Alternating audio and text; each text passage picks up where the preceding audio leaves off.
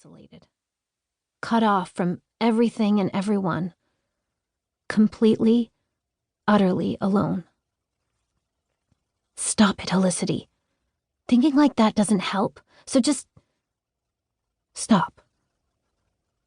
As she turned toward the trapdoor, a flicker of light caught her eye. She blinked, sure she had imagined it.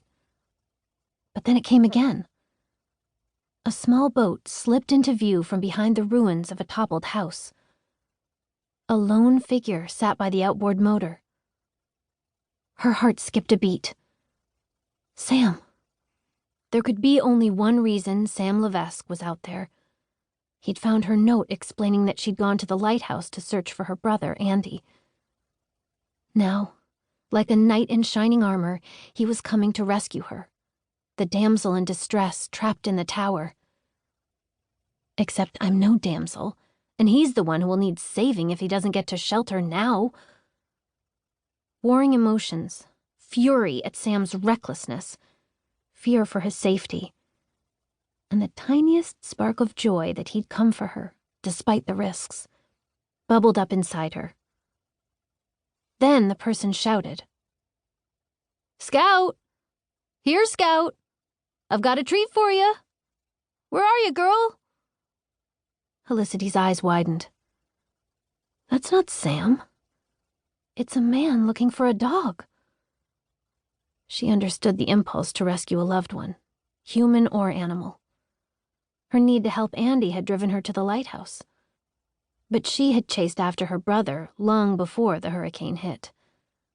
Why was this man out now, when the worst of the storm was about to engulf them? She gasped with sudden understanding. He doesn't know what's coming. She'd heard stories of people who mistook the eye of the hurricane for the end of the storm. Too often, those stories ended in tragedy. Not this time. She shot a savage glare at the clouds looming overhead, then cupped her hands into a megaphone. Hey! Hey, mister! The hurricane isn't over!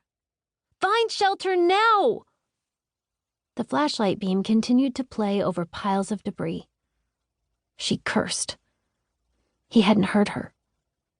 Maybe the wind gusts, more frequent and stronger now, had snatched away her warning. Or the boat's motor had drowned out her shouts. Or maybe she was just too far away, and too high up for her voice to carry down to him. She tried again, yelling until her throat felt raw. But the boat kept motoring along, the light moving in sweeping arcs as the man called for his dog. Overhead, the eye wall was slowly swallowing the moon. A sense of helplessness boiled up inside her. If he doesn't get out of here... The boat suddenly looped around. The motor revved and the man sped off.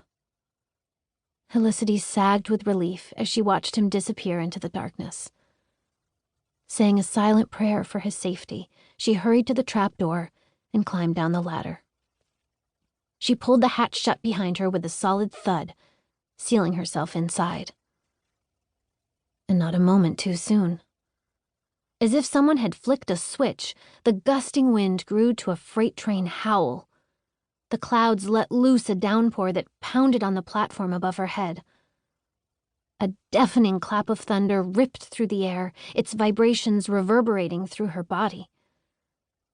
Helicity dropped down on all fours and crawled through the pitch dark until she came to a wall.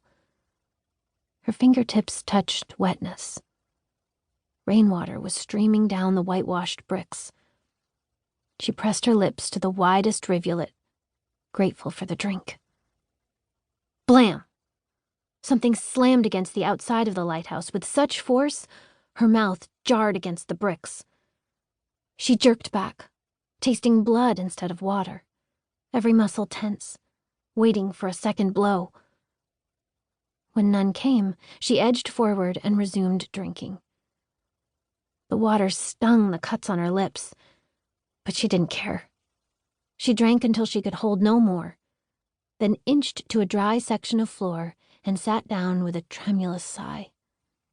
Knees sagging to either side, and hands resting limply in her lap.